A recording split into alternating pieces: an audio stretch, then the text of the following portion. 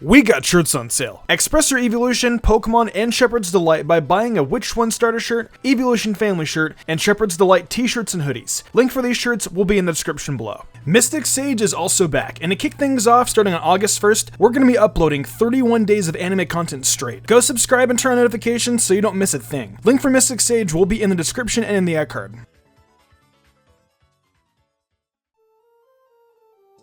We are back again with another question of, can this best team work in this region? Today, we have the best team for Johto, Gold, Silver, and Crystal Edition Remastered, going in for its Hoenn debut. I think with how Hoenn is based and how some of the trainers are, I think this best team could actually do decently well in Hoenn, especially in Generation 3. There's a certain trainer that I dread though, especially in Pokemon Emerald, so I wonder if it could work. I don't know anything about how well this team's going to perform in a Hoenn playthrough. It's tough to say, but I think it can be done. I should also mention that I'm going to be including all 3 Gen 3 Hoenn games in this experiment, so Emerald fights will be included. So that being said, let's get into the mechanics of how this will work. When going through this process, I'm going to be taking all 6 Pokemon from the team and putting them in the games before we even begin. Doing this on cartridge is going to be a little more difficult, that's why the challenge will be done on a ROM. You can Google how to get those, I'm at your ROM encyclopedia. You guys can test the challenge for yourselves. This is just an analysis. All the Pokemon will be available from Little Root Town all the way to Steven or Wallace, depending on what version of Gen 3 you want to play. Also, all team members will be at their first form at level 5. You can use all 6 in the beginning, and note that your experience will be all over the place, but you should be fine for the most part. There are lots of people that have 6 Pokemon by the time they get to the first gym. I think you'll all be fine for the most part. Now, while the team is already made, I will be providing each team member from the Johto Remastered Best Team with a new moveset because over the course of time in between Pokemon generations, moves change drastically. Since we are taking a Gold, Silver, and Crystal team and bringing it to Pokemon Ruby, Sapphire, and Emerald, you guys will find out shortly. At the end of the video, I'll be making a checklist of important battles to see if the team was viable enough to take on most of the Hoenn region's most important battles. In order for the team to pass the test, the whole team must do well against all of the region's battles. We will be going through each individual member of the team and checking down all the battles they do well against. Each team member has to contribute one way or the other, so let's see if this team has what it takes. I think you guys pretty much get how this works, so let's begin.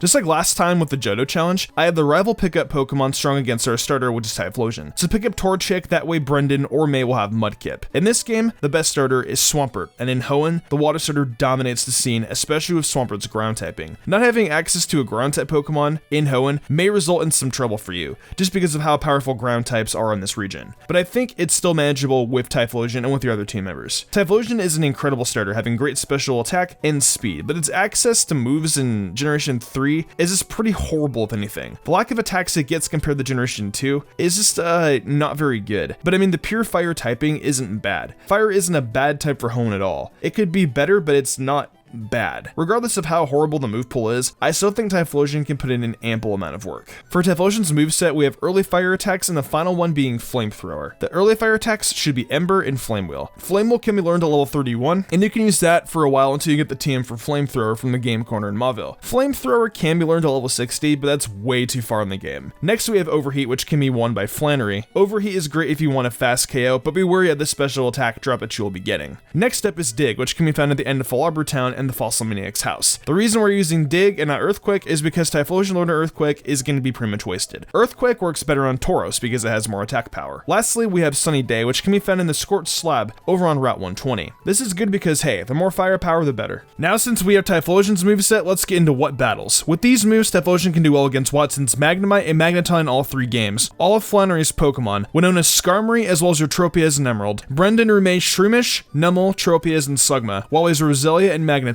Sydney Shiftry and Cacturne. Glacie is Glalie. Steven Skarmory, Metagross, Nagron, just be careful of his Earthquake. You could technically use Dig against Wallace's Tentacruel and Emerald, although I wouldn't recommend it. Courtney's Camerupt and Ruby. Tabitha's Camerupt line, and finally Maxie's Camerupt. So yeah, you can definitely see that Typhlosion helps a little bit, but definitely not as much as we hope for.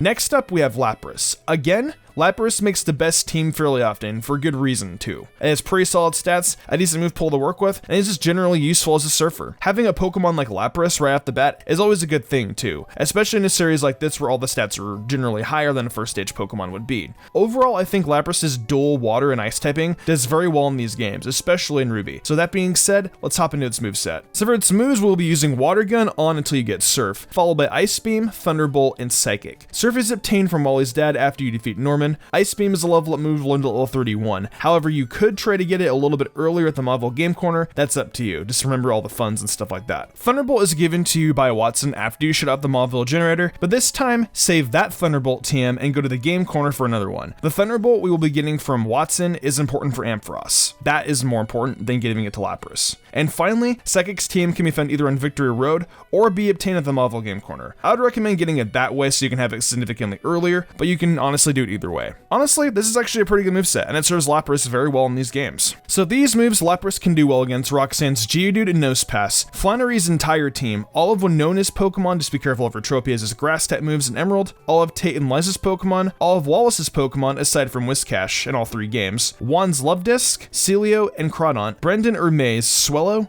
Numel, Slugma, and their Tropius, Ludicolo and Shroomish, but watch out for those grass type moves, Wally's Altaria and Roselia, Sydney's Shiftry, Cacturne, Crawdaunt, and Sharpedo, Phoebe's entire team aside from Sableye, Glacia's Celio, and Walrein, Drake's entire team, Steven's Skarmory, Claydol, and Aggron, Matt's Carvana, Sharpedo, and Golbat, Shelly's Sharpedo, Courtney's Camerupt, Tabitha's Numel, Camerupt, and Golbat, Maxie's Camerupt and Crobat, and finally Archie's Crobat and Sharpedo. As you can see, Lapras does really well in Hoenn. It can take on Team Aqua and Magma alike, as well as put serious dents in the rest of the region's trainers.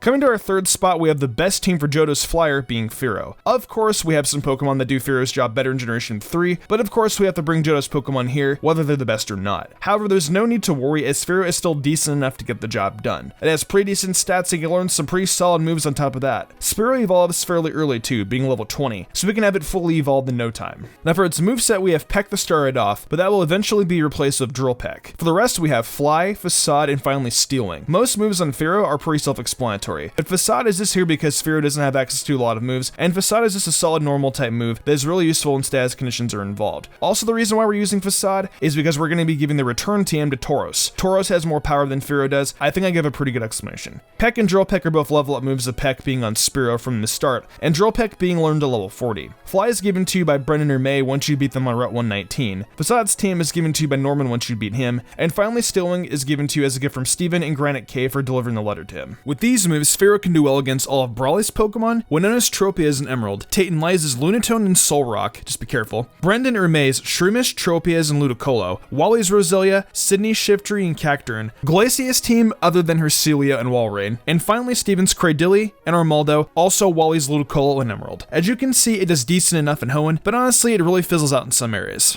Espeon is the next member of the Johto team, and though it may not be later gens, I will say Espeon isn't bad for Hoenn, I suppose. Another problem with Espeon is the fact that we have Eevee starting off. We want Eevee to be at level 16 so it can learn Confusion. Eevee evolves via friendliness, and unfortunately you don't get the Soothe Bell until Slateport City. So to evolve Eevee into Espeon early, you're going to have to run around a lot, making sure it doesn't get to level 16 either. Psychic is available from the game corner, but at that point in the game, usually the player won't have the funds at this time. But yeah, good luck on evolving Eevee. The lack of poison types kind of hinder Psychic Pokemon a bit in Hoenn. Espeon nonetheless though is still relatively powerful because of its high special attack and speed. It can still dent holes in a lot of Pokemon and certain teams, but I don't think it's going to be the MVP this time around. Espeon's like a move pull also doesn't make it viable for a Hoenn versus Johto playthrough. But I mean, like I said before, I don't think it's that big of a deal, especially because of its high stats. So for Espeon's moveset, we have Confusion, and then later on Psybeam, Psychic, Calm Mind, and Shadow Ball. Again, Espeon doesn't learn Psybeam until level 36, so it's really important to evolve Eevee before level 16, so we can get a Psychic type move on it. Psychic is a level up move learned to level 47. Calm Mind's TM is given to you by Tate and Liza for beating them, and finally Shadow Ball's TM can be found on Mount Pyre. With these moves, Espeon does well against Brawly, all of Tate and Liza's Pokemon with Shadow Ball, just be wary of it being physical, Wally's Roselia and Gardevoir. You could try to take on Phoebe's team, but it's pretty risky, so you shouldn't. Steven's Claydol and Metagross, Wallace's Tentacruel and Emerald, Matt's Golbat, just watch out for its bite, Tabitha's Golbat, which has both Bite and Confuse Ray, you need to be on guard for, Maxie's Crobat, but watch out for that Confuse Ray, and finally Archie's Crobat, watch out for Bite and Confuse Ray, you get the drill. So yeah, while Espeon might not be able to take on the entire region by itself, it's definitely an extremely useful member and really helps build the case for the Johto team doing okay in Hoenn.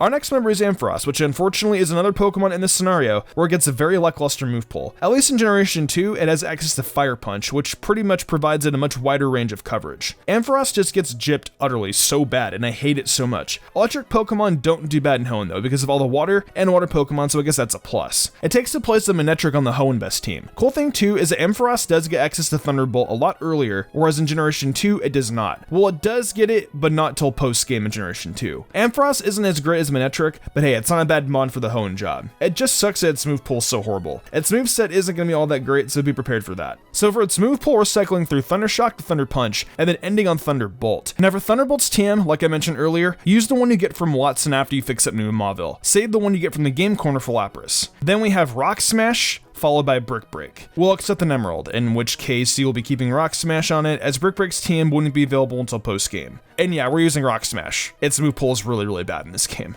And to wrap it off, we have Thunder Wave and Hidden Power. We don't really have as much to work with here as we do in other generations, but it's the best we can do. So with these moves, Ampharos does well against Norman's team with Rock Smash, all of Winona's Pokemon aside from Altaria, Tate and Liza's Xatu, Wallace's entire team aside from Whiscash in all 3 games, Juan's Luvdisc, Celio, and Crawdon, Brendan, Urmay, Swellow, Tropius, and Ludicolo, Wally's Delcatty and Magneton, all of Sydney's Pokemon, Glacier's entire team, Steven's Skarmory, Aggron, Credillia, and Armaldo, all of Matt's Pokemon, all of Shelly's Pokemon, Courtney's Mightyena, Tabitha's Mightyena and Golbat, Maxie's Mightyena and Crobat, and finally Archie's Mightyena and Crobat. It takes a little bit to get Ampharos started up, but once you do, it really puts in some serious work against the later half of the Hoenn region.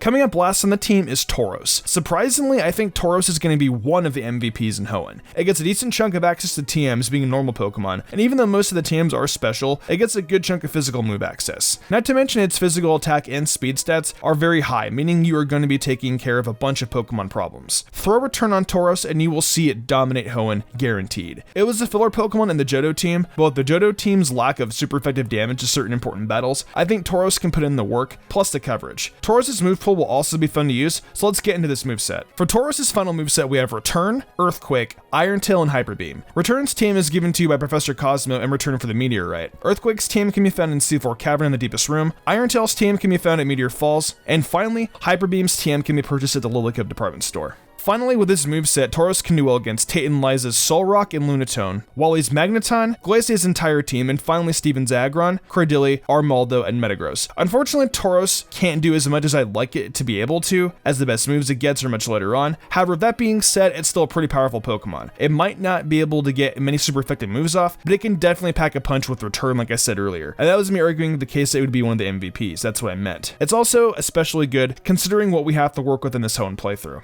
So that's everything. Now it's time to go over our checklist to see if the best team for Johto passes the test. For Roxanne, we have Lapras alone to take care of her, but it's all we need. For Brawly, we have Fearow and Espeon. Watson is thankfully taken care of by Typhlosion. Unfortunately, we don't get anything for his Manectric, but one Pokemon isn't going to kill the entire run. Flannery is checked by Typhlosion and Lapras. Norman is taken care of by Ampharos, or if you want to be ballsy, you can even use Typhlosion and Dig to get past all of the Slacking's truants. So we'll give Typhlosion the check for that one as well. Winona's team gets demolished by Typhlosion, Lapras, Fearow, and Ampharos. Tate and Liza are covered by 5 of our team members being Lapras, Fearow, Espeon, Ampharos, and Tauros. Wallace and Juan in their gym battles are covered by Lapras, Fearow, Ampharos, and Tauros, with the exception of both their Whiscash. Brendan and May are no problem as they aren't as prominent in these games, but are beaten by Typhlosion, Lapras, Fearow, and Ampharos, with the exception of Marshtomp. The real rival of the Hoenn region, Wally, is covered by every single one of our Pokemon. Sydney loses to Typhlosion, Lapras, Fearow, and Ampharos. Phoebe is passable with Espeon, but that is, you gotta be really careful with that one. Glacia is completely destroyed by Typhlosion, Lapras, Fearow, Ampharos, and Tauros. Drake is easily beaten by Lapras. Steven's team is completely covered by every member of the team, and Wallace's champion battle in Emerald is easily taken care of with Lapras, Fearow, Espeon, Ampharos, and Tauros. And finally, both Team Magma and Aqua can be beaten by Typhlosion, Lapras, Espeon, and Tauros.